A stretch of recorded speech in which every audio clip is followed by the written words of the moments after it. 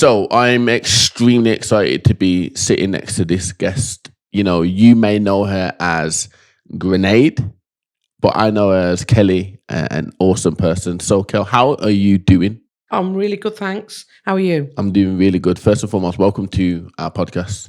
Thanks for having me. Just about got you in time, didn't I? So how was the journey coming down? It was all right. I just got a bit of traffic on the M5 before Junction 1, I think. Yeah. On the bend, but yeah, it was fine. I love that. I love that. How was Christmas? It was all right, actually. Very quiet. Just me and my daughter this year, so that was all right. And then obviously caught up with a couple of friends and love that. You had the best time chilled, of your life, yeah. So, you know, loads of people talk about hot chocolate, and you know what I'm going to say now? Hot chocolate and Baileys, yes or no? No. Why? I do like hot chocolate, but if I'm going to have Baileys, it's going to be chocolate Baileys. Oh, wow. Is that a thing? My God. Have you never tried it? No, that's an actual drink. So churn up some ice, some chocolate sprinkles, chocolate syrup, Baileys, blitz it all up, fresh cream on the top, Boston. But I haven't actually had it for about 3 years. Okay. But yeah, that's my go-to drink if I could have it. Okay. You know, I would definitely check that out. I definitely will. It's gorgeous. Okay, so I know quite a lot about you, Kelly. And the reason why I invited you here is I want everybody else to hear about your incredible story.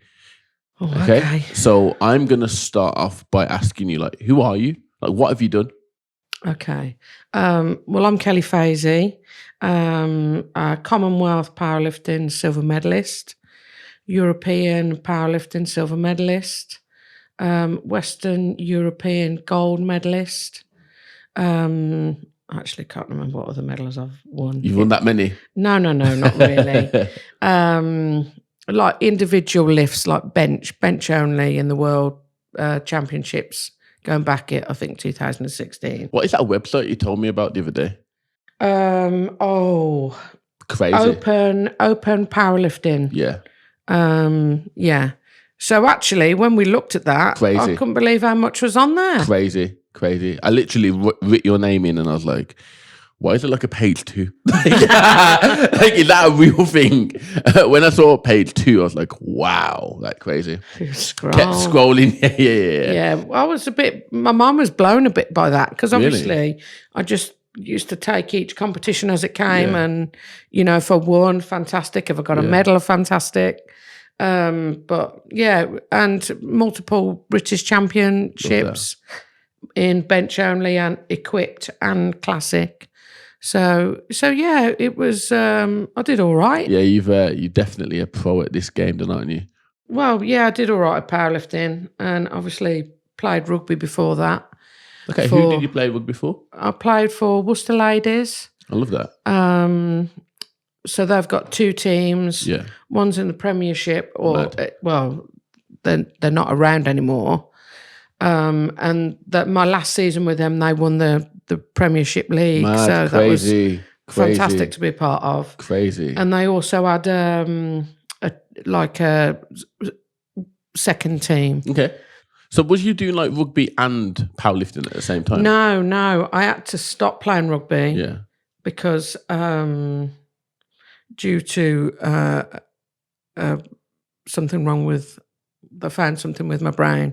Okay. So I couldn't do it anymore. I was trying to think how I could say that then without being melodramatic. So was you playing both rugby and powerlifting at the same time? No, I'd finished playing rugby because I had to retire. Yeah. And actually I didn't find powerlifting straight away. So I started volunteering at a gym. Mad. Because I'd gone from working in a call centre type environment and took myself back to college to qualify myself or educate myself in the fitness industry, and wanted to work in a gym because I thought, well, that's how I'm going to... Do you remember what gym it was for? Yeah, Physique Fitness in Droitwich, where I competed at the end of November. Crazy. And the guy that owns it, Matt, he knew that I used to play rugby at quite a high level. So obviously sort of said, oh, you ever tried powerlifting? I've never heard of it. Mad. So it just went from there, So really. you wasn't training, like doing max lifts or I was training. I used to lift because obviously you need to build that kind of physique to play rugby. Yeah. And let's be honest, I was never built for cardio. So that didn't change a great deal. Yeah. And then when I started training for powerlifting, obviously the cardio aspect of it wasn't as important. So that's when my lift started to rocket, really. So love that. It sounds really, really good because, you know, I look at, like, we had our meal on here the other day, and he very much went from like bodybuilding type of training to just like MMA. Yeah. And he doesn't particularly do any bodybuilding training now, but it's interesting on the difference in that sport, really, and how you're able to still excel in not only rugby at one point, but also to use those transferable skills into another sport as well, and as well do good in that. It's really nice to see, and it's nice to hear. All right, let's dive back a little bit more. Okay, we spoke about your element of rugby that you played. We touched a little bit on your credentials in powerlifting. Like, what was it like, young Kelly, or younger, I should say? Let's speak about like your childhood. Like, what was that childhood like? Do you have brothers and sisters? Yeah, I'm one of 5. One of 5. I'm the middle child. Have you got I haven't got middle child. Have you got middle child syndrome? No. I reckon you have. Apparently, my sister says I have, but she would, wouldn't she? So I've got 3 brothers and a sister. Yeah. Childhood wasn't great, really. Obviously, my dad passed when I was 5. He had a heart attack in his sleep. Wow. 5. You were 5 years of age when that I was 5, yeah. So, obviously, you know, when you're 5, you don't really understand what's going on, do you? Because, like, Mom was trying to sort of protect me, I suppose, a little bit from the fact that my dad had passed away. You know, and she was remarried at the time, so they weren't together. Yeah. Still your dad, though. Well, yeah, of course it is. I remember him, you know, and I certainly don't get my build from my mum, God bless her. She was only about a size 6. I didn't inherit them genes, did I? Do you wish you did, or? Yeah, sometimes. Bit nice to be a bit slinkier. I get you. But then I think, well, I wouldn't be doing the things that I do now. Yeah. So I've just made the most of what I've got, I suppose. Yeah. And, you know, there's always more to come. Yeah. So childhood was an interesting one. Yeah. It wasn't brilliant.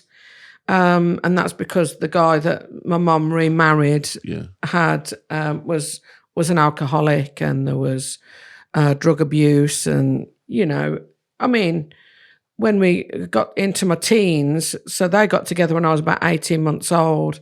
So when I got into my teens, he'd sort of sobered up. But once you're an alcoholic, you're always an alcoholic, you see. So yeah, it wasn't, and it was there was violence in the marriage, which obviously as a kid is scary, really, to hear or to see. So yeah, it wasn't brilliant. There were good parts. Yeah. If I really think about it. Yeah. Deep down. There has to be a good part, because you're still here now. Yeah. You know? It's you either let it consume you, or you learn from it, don't you? Yeah. And I've never been one to allow things to get the better of me. Yeah. I always think that our childhood can paint our future. Definitely. You know? Definitely. So my question really to you would be is, how, from that childhood, like, how much painting of your future has it had? Like, what has changed in your future, or what impact did it leave on your future from you being brought up in a household where your stepdad was an alcoholic? Well, obviously I've got my own kids now, and when they were younger, I never used to like drinking around them. Yeah. I never used to like other people drinking around them, because obviously I didn't even realise that I did this until they were a little bit older. It's that subconscious mind, isn't it? Yeah. And one of my brothers, one of my younger brothers had the same issues as my stepdad, you know, where he was in and out of prison, violence, drinking, drugs, all of that. And there were occasions when my kids were younger and I lived on my own bringing them up because me and their dad weren't together. He would come round and he'd be drunk and, you know, it would bring all those things back. Yeah. So, of course, for me, keeping myself sober and trying to protect my kids, you go into a different, oh, hang on a minute. This is my house. This is my kids' home. Don't be coming here trying any of that carry on. Yeah. You know, but he would try and provoke a reaction out of me. Yeah. But how I reacted to him. How you responded was very, very different. Yeah. It was because he wanted me to go off like a firecracker and I wouldn't do it. Yeah. Because I didn't want my kids to be exposed to what I'd been exposed to. Yeah. So I think without even realising, anybody that's been through that sort of thing will try and carve themselves. They'll either be a carbon copy of it or they will try and create something that's completely different. Yeah. And that's what I've tried to do without even thinking about it.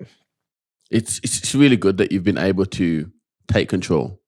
I literally speak about this driver's seat analogy, and a lot of people take life now as I will be the passenger in the car of life. And the way that I dive into this element is those who are able to sit in the driver's seat of their own life will go way further than somebody who will sit in the passenger seat of their own life. And an example would be here, like you've got the Kardashians that are trending. Kanye West will trend at one point, Drake will trend at one point, and many young people will follow these people, even footballers with their haircut. They will say, I want a haircut just like this person. And they for that part of their life will live their life in a passenger seat of their own life, which is bizarre. I'm not saying it's a good thing. I'm not saying it's a bad thing. But those just like yourself who have been able to just jump straight into that driver's seat, even when there's been an accident, the accident would have been when you were younger. You've gone through the fact of your father passing away. When you were young, you've gone through your childhood of seeing and being exposed to things that you never should have been exposed to. But because you had the power and you were impactful enough and honest and open enough to yourself, you were able to say, even though I have been through this, that, and the other, my driver's seat with my passengers, who are my children, will no longer be exposed to this. That is a powerful move here. And you don't know that you have those qualities though, do you? No. Until you're faced with something. Yeah. Like me and my sister, we're very different people. You know, in the sense, like relationships, you know, if you're in a relationship that's not good, you know, don't you? Yeah. But sometimes when we're younger, we try and make a square peg fit in a round hole. Yeah. Just because it looks good and it feels good at points doesn't mean you have to stay there. Yeah, and it's so, you know, and recently I've had to do right, this energy is not working for me, so I've had a lovely time, but that's it. And that's what I'm saying, like I completely get where you're coming from. But I think there's beauty in people that are different as well. Like unique. Yeah. Do you know what? Carve your own way. 100%. Be your own person. Yeah. And like, I'll give you an example of this. So years ago, I used to have like hair extensions. And I used to try and hide behind them. Yeah. Oh, wow. Because I think, you know, I wasn't really knowing who I was or where I was going. Yeah. Anyway, after lockdown, after I had this, you know, bit of an eye-opener, I just locked it all off. Yeah. And it's been liberating. Wow. You know, and I just feel like, well, this is me now. Yeah. You know? The number on the scales may change between competitions. Yeah. But yeah, that's it. It's I feel like you just need to pave your own way. Yeah, I agree. You know, you spoke about lockdown there. Let's dive into there. Like, what was lockdown like for you, Kel? Oh God, awful. Obviously, having my own business and not knowing what was going to happen, not only health-wise, but business-wise. And I think that a lot of people can probably relate to it, yourself as well. I just hit rock bottom. You know, I didn't know what was going to happen. My health wasn't good because I was much, much bigger then. I'd got all these ailments and illnesses. Like what? So whenever I'm stressed, impetigo flares up. Okay. That's happened anyway, and it literally erupted over my whole face. I'll show you a picture in a bit. I got an infection in my eye. I'd got this weird ring around my neck. I'd got cellulosis. And I just felt like I'd got one foot in the grave. I felt dreadful, like I've never felt before. Rock bottom. Yeah, it was awful. When was the last time before this time that you had been at rock bottom? Is there anything symbolic or any specific points? I tell you, the last time was when I had my youngest, Jodie. She's going to be 23 in February. And I lost a lot of blood. So I had to have blood transfusions. When I came out of hospital with her, I was at my lowest. That's the last time before lockdown that I can remember. How did you get out of that? So my iron was really low. So I knew that I had to, eat sort of more iron and just generally try and recharge, recoup. Obviously, I've got a young newborn baby and a 2-year-old. And I lived on my own at the time because their dad was still living with his mum. But we won't talk about it now. That's a conversation for off camera. But yeah, so it was just a case of I just had to look after myself. Because if I'm in no fit state, I can't look after them. Definitely. So lockdown seemed to have its toll on yourself as well. Oh, dreadful. Absolutely dreadful. And I think it was probably a good 8 or 9 weeks. So this eye infection, do you remember when it was baking hot? Lockdown was... The first one. It was hot, wasn't it? Every day, I couldn't go out because of this eye. I was in sunglasses wherever I went, if I went out. Wow. Was in sunglasses. I remember it was hot, Even in the garden, you know, or in the kitchen when it was bright, I had to put my sunglasses on. What was it doing, twitching? No, it was just really sensitive. Really? Yeah, it was terrible. Crazy that is. Yeah, but I was in a right old state. But in some senses, lockdown was dreadful. But for me, it was life-changing because it was then that I started working with a nutritionist because I just didn't want to feel like that ever again. Yeah. And so low. Yeah. Mentally, physically, emotionally, dreadful. Lockdown was that one time in everyone's life that you were alone. Yeah.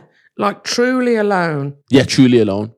You know, and you could pick up the phone to people, but not for me. I just I don't really talk when there's things going on or when I'm stressed. I shut off. So how do you deal with stress? I've got 1 or 2 people that maybe I will talk to. Yeah. But generally, I'm getting better. Yeah. I'm better than I was. But I just shut off because I don't want to burden people with my crap. Yeah, because you're the problem solver, aren't you? Well, I like to help. Yeah. And, right, if there's something going on, right, what do we need to do to fix it? Yeah. So, yeah, but with myself, I just think, right, I'm going to deal with it myself. Don't need anybody else. Yeah, But we shouldn't do that, should we? Shouldn't really. Like, that mindset there is... It's dangerous. It is. Because, and I know this, that's what I say, I am getting better. Yeah. Like one of my best friends, she knows when I'm off, when the vibe's low. Yeah. She'll be ringing me. I don't pick up. And silly, really, but there we go. It's not really silly. Like, you're in this position where you like protect. There's still a problem, but the problem's yours. But you want to protect everybody else. So I get. You don't want to burden people. You don't do want to burden. You know. Yeah, you don't want to burden people, and that's what it is with me. Yeah. I think I want to help people, and I think that's probably one of the reasons that I've gone into the role that I have. Yeah. So yeah. It's good that is. I feel like we could talk all day. And this is the beauty about like working. We're like this all the time, all the aren't time. we? Blah, blah, blah, blah. It really is, but I wanted to dive into a few more areas. Like, when you were, what was your biggest weight? 137 kilos, so equates to 21.5 stone. What was life like then? Wow. Obviously not very good. Yeah. Because I'm only 5'1". I was about 6 foot wide. Yeah. Yeah, my blood pressure was high. I wasn't really sleeping. I'd got a list of ailments going on that I was, going to the doctors trying to address. Actually, when I changed my lifestyle by eating better, sleeping better, hydrating well, those ailments slowly but surely vanished. Yeah. I just wasn't eating right. I wasn't looking after myself.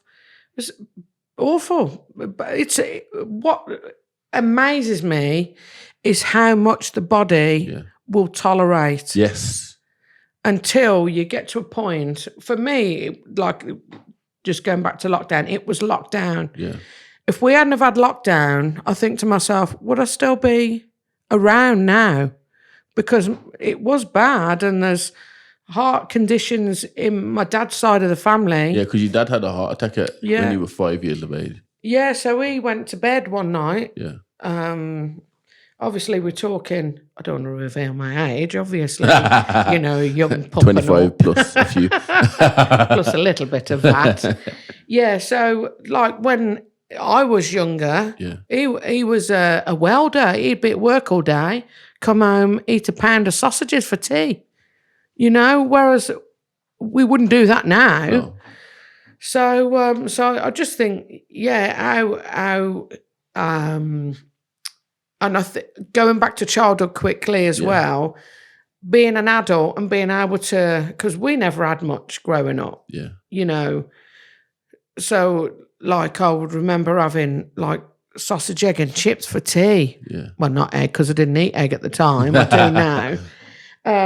Like real cheap teas because there was 5 of us and we were always on a budget. So I think now, in being sort of the breadwinner at home, I was always making sure we got the nice stuff. Yeah. And that contributed as well to me being a little bit of a chunkier monkey.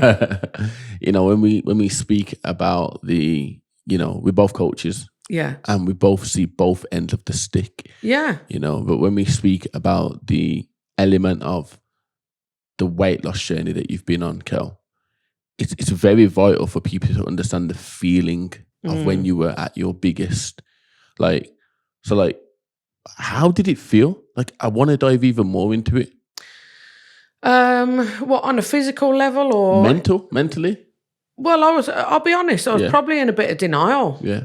Before we went into the lockdown. I mean, I started working with a powerlifting coach down in Bethnal Green, and I've known him for years, been on the circuit. And I got in touch with him and I just said, look, because I was still training. Yeah. I was still squatting, benching, deadlifting, because obviously I got my own gym at the time. Yeah. So it meant I could try and keep an element of routine, if you like. So anyway, I got in touch with him and I said, look, this was in the June, I think. Okay. Look, I feel like I need to get in touch with you. My training's gone a bit stagnant. Can you help? Anyway, we ended up, I probably shouldn't admit this, but we had a little bit of a rogue session down there. I drove down to Bethnal Green. In lockdown, you bad woman. yeah, we were 2 meters away. I hope so. Of course. Masks on. I hope And this, so. yeah. And he sort of said to me, he was very blunt actually. Yeah. So he sort of said, I was still big then. He said, you know what, Kel? He said, I really want to do work with you, but you could do with losing some weight. Yeah. How did you receive that? Well, I knew it was true. Yeah. I knew it was true. But I'd already put out the feelers to work with Steve. Yeah. But I think you go through phases when you know you need to do something. Yeah. You have to think about it. Yes. You have to think about it. Then you'll reach out. Yeah. Then you have to think about it some more. Yeah. And then something happens and it's like, right. Yeah. I'm doing it. Yeah. And many people, when they're looking for a coach or like yourself, they'll want nutrition advice. Yeah. They'll have to contemplate it. It's a psychological cycle. It is the battle. It's a cycle. Or they know. I've had people get in touch with me. I'm sure you're the same. Yeah. Oh, I've been following you for about 12 months. Yeah. And I've been wanting to reach out. Yeah. And so, I mean, I've got messages of people from 3 years ago and they still ain't come to me. Sorry, I've gone right off the beaten track there. The feeling, I feel like you spoke about it and you touched on it quite a lot on a very good angle. You spoke about the fact that the procrastination of the mind is very much present. And you spoke about the honesty that your circle had around you, you know. It's the fear of change. Yeah. And that's what it was with me. I knew I'd got to make changes, but none of us like change, especially me. I'm a creature of habit. Yeah. So when I spoke to Steve and he literally picked everything apart. So to have somebody delve so much into your personal life, your lifestyle, and, you know, I was on tablets for blood pressure and I didn't want to talk about all that. Yeah. But had to be vulnerable. I had to put it out there. Yeah. And absolute game changer. It has to be like, you know, when we are looked at, when coaches are looked at like the element of a doctor or a nurse or somebody of substantial position, when we are ill, our doctor will run blood tests. They will dive right the way in. When that client comes to me, I am diving in. I'm asking them, tell me everything now. The position that you're in is life risking. Like if you don't change now, don't expect anything to go better. And when I ask them symbolic questions like, well, how is it going doing it your way so far? The answer is it's not going so good. So then my next question will be is, what do you want to do about it? And society now has angled us into no longer owning what we are saying, but it's, well, are you ready? Maybe go and think about it. Where would that leave you if you go away and think about it? Just leave it another 6 months, won't you? And then where will you be? Until something happens. Yes. And that's what it is. It takes something to happen to trigger you into action. Yeah. So, and obviously I get it. I see it on a daily basis with potential clients, but also I've lived it. Yeah, that's the game changer. I've lived it. That is the game changer. You know. You live and breathed it. Yeah, so I know them feelings. Yeah. I've heard the excuses. I've said them myself. Yeah.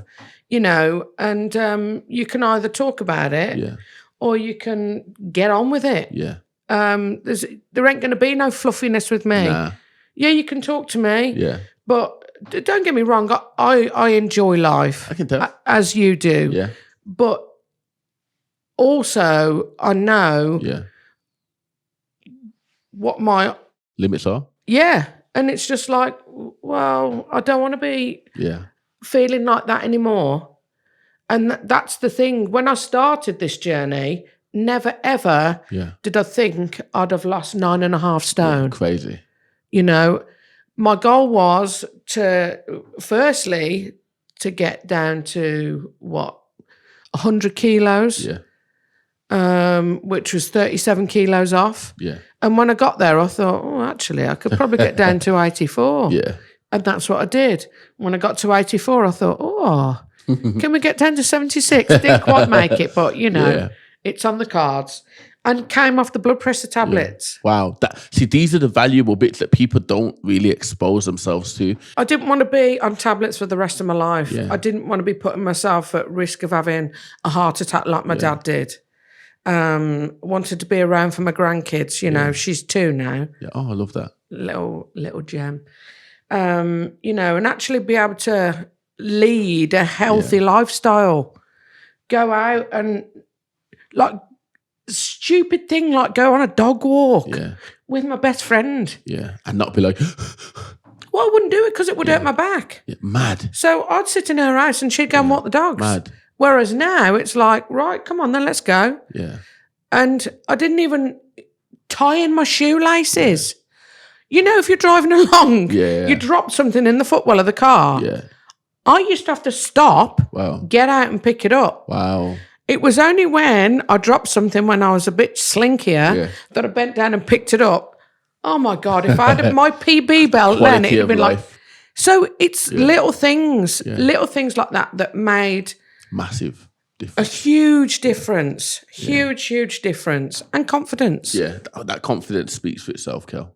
You know, where you're at right now is very inspiring. You know, I will be getting you back on this podcast. Like 100%. I feel like we haven't even touched the surface yet. No. At all. And that's a powerful thing about people just like yourself who are inspiring myself and other people that are going to watch this daily. You know, the journey that you've been on is incredible. I don't see it as inspiring because it's a personal journey. Yeah. But when I was going through the weight loss, I was actually sharing it. Yeah. But not fluffing it up. Yeah, it was just like, right, so it's not easy, but you keep doing the daily things well, those small things one day at a time. Yeah. And actually, before you know it, you're a stone down. Yeah. 2 stone down. Yeah. And I used to set myself little micro targets. Love that. But yeah, I don't see it, never saw it as inspiring. Yeah. I just saw it as right, I'm on a quest. Yeah. To make myself the best, fitter, healthier, have a better standard of lifestyle. Love that. And you're well on your way. Wow. And it's had its ups and downs, but I know where I don't want to be. Yeah. And that's the powerful. The big thing. Yeah. Or not so big anymore. Yeah. 9.5 stone, not so big. No. But as we bring this down now to a close on this element of our podcast, there's a question that we always ask everybody who sits in that chair. And our question is, what would you tell the 16-year-old version of yourself right now? The life that you've now lived, you're looking back at yourself. 16-year-old Kel is in front of you. What are you going to tell her? Right. This is going to blow your mind. Let me hear it. When I was about 16, I was bulimic. And that probably relating back to the childhood.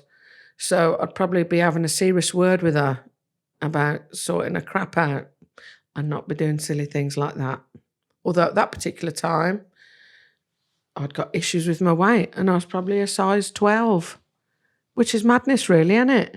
Because then went to the opposite end of the spectrum. So it would be a stern talking to. What stuff would you say? That you're perfect as you are, not to be putting up with anybody's crap, and not to be carrying around that baggage from childhood situations. I'm grateful that you came and jumped on our podcast today, Kel. Thanks for having me. This won't be the only podcast that we've run, but I really hope that everyone who watches this are as inspired as I am, and also learn from it, because there's going to be people that are going to be watching this that, as you spoke about, that spectrum from being one end of the spectrum to being the other, that everybody will relate to this in some way, shape or form. But thank you very much. I hope so. No problem. Thank you. Thanks for having me. You're welcome.